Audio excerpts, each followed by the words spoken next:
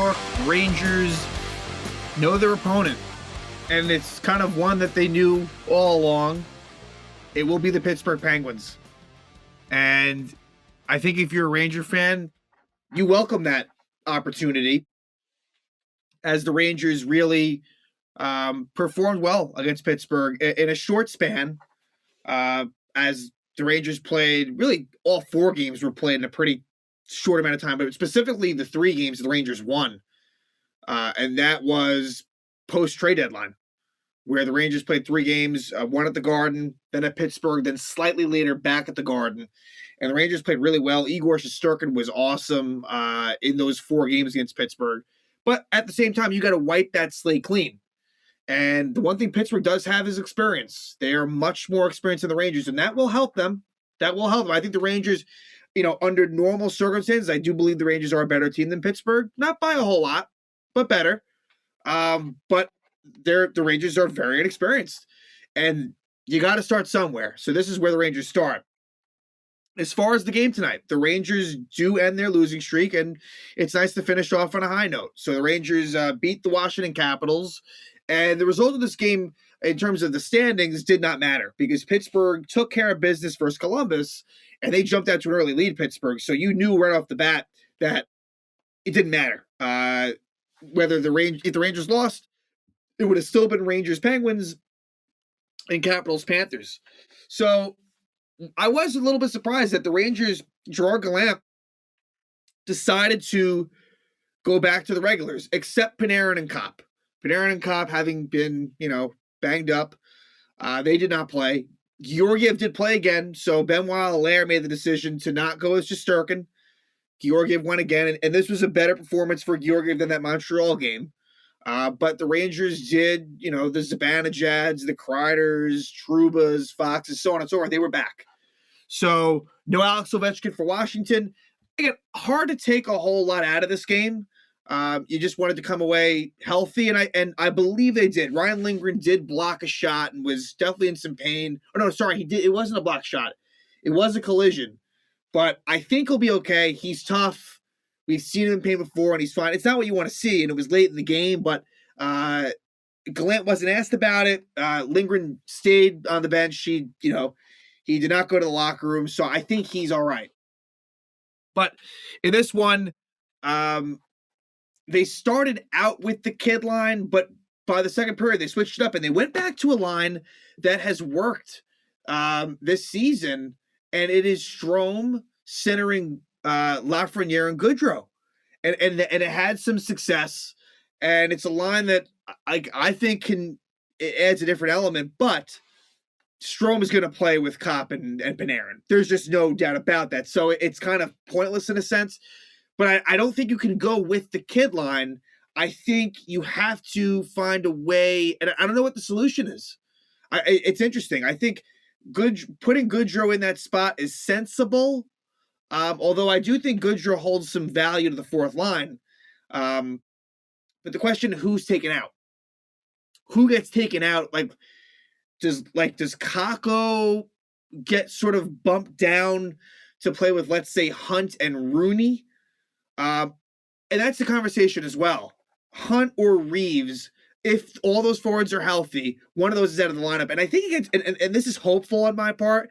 And, it's funny, Dryden Hunt gets the game-winning goal tonight, but I'm hopeful that Hunt is in the lineup over Reeves. Against Pittsburgh especially. If it was against Washington, I understand Reeves. Pittsburgh's there's a little bit more finesse there, a little bit less physicality. I don't think Reeves, while I think he will find himself in the series, game one, I don't know if that's necessary. But as far as this game, and we're not going to touch too much on it, but the Rangers get a power play. Dryden Hunt is high stick by Kuznetsov. Power play doesn't convert. And before the power play is out, Frank Vatrano slashes Lars Eller. Nothing comes of that. There was some rough stuff between Ryan Lindgren and Nick Dowd, so they both went off at 15:46, some 4-on-4 play, and it's scoreless end to one. We go to the second, and Patrick Nemeth takes a holding penalty at 27 seconds. Rangers penalty kill does a good job in that instance. And then the goals start happening. And Washington really makes a bad defensive play. Filip Chytil finds himself in a good position and scores past Ilya Samsonov. Chytil's 8th goal of the season, assisted by Kakko, who had 2 assists on the night, and Braden Schneider, who had 2 assists on the night. But shortly thereafter, at 4:01, Justin Schultz ties it up, his 4th goal of the season. Not a great goal by Georgiev, and so it's 1-1. And then Kevin Rooney takes a tripping penalty at 4:30, and the Capitals score a power play goal. John Carlson, his 17th goal of the season, gives the Caps a 2-1 lead.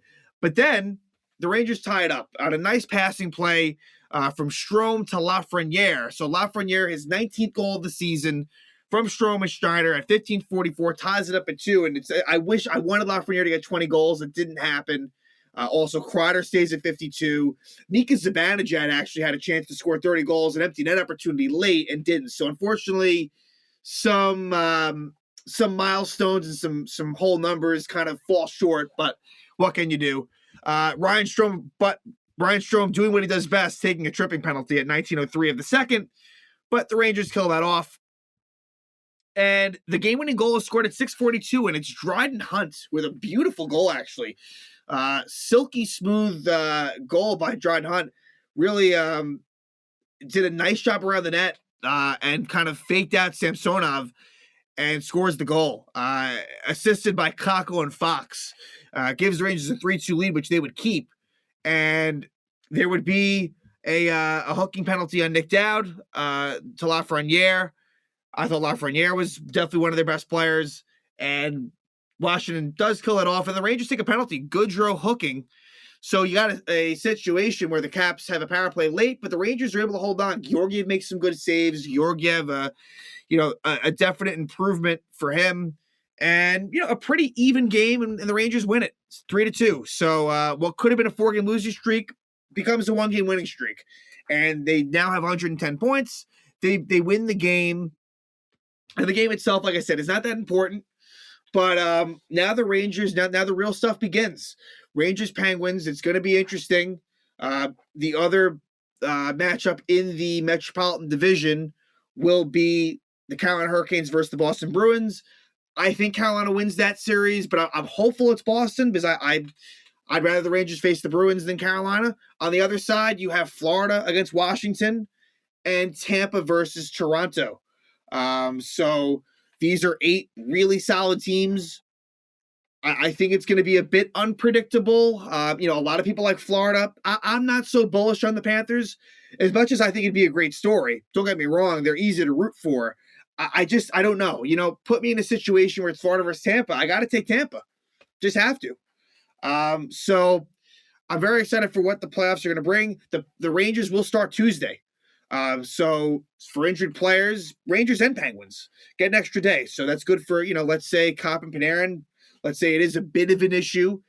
They could have started on Monday, but this Rangers series happens to start on Tuesday, and it's every other day. So it's Tuesday, Thursday, Saturday, so on and so forth. So far, all night games. So even the Saturday game, that's a night game. And Tristan Jarry, he is a question mark for Pittsburgh, and he's a good goalie. Last year against the Islanders, he was absolutely terrible. So it's interesting, Casey DeSmith. It's nice to have 2 options and nothing else. So if one of them were to struggle, it's nice to have the other one. So in that sense, it's an advantage for the Rangers. But look, maybe Casey DeSmith ends up doing a really good job. So I think for the Rangers, it would be nice to somehow take those first 2 games of the series at the Garden. It's not going to be easy. And honestly, in all likelihood, it might be 1-1 coming out of there. But, Pittsburgh showed to do pretty well on the road in general, not versus the Rangers. That's the thing. The Rangers played very well at home against Pittsburgh. That's why, if you can go up 2-0 against them, you got to like your chances. But I think Igor Shesterkin, that's going to be a key. This is his first playoff experience. So in some ways, I wouldn't be surprised if the Rangers have a slip up early, and hopefully they can, learn and respond from that. But I think Pittsburgh, they've been through this year after year. But I think the Rangers, they can use that speed, they can use that skill. And if it's anything like the regular season, I think this could be a pretty good series for the Rangers. I have fears about Carolina. I've made that clear. But I think Pittsburgh's beatable. I really do. I think that it would be a bit of a disappointment if the Rangers don't win this series. And I'm just so excited for it to start. First time since 2017 that we are going to be seeing playoff hockey at Madison Square Garden. And I can't wait. So again, as it kind of was thought of all along, and it got a little bit questionable, but it will be the Pittsburgh Penguins versus the New York Rangers starting on Tuesday, and it's going to be a fun ride.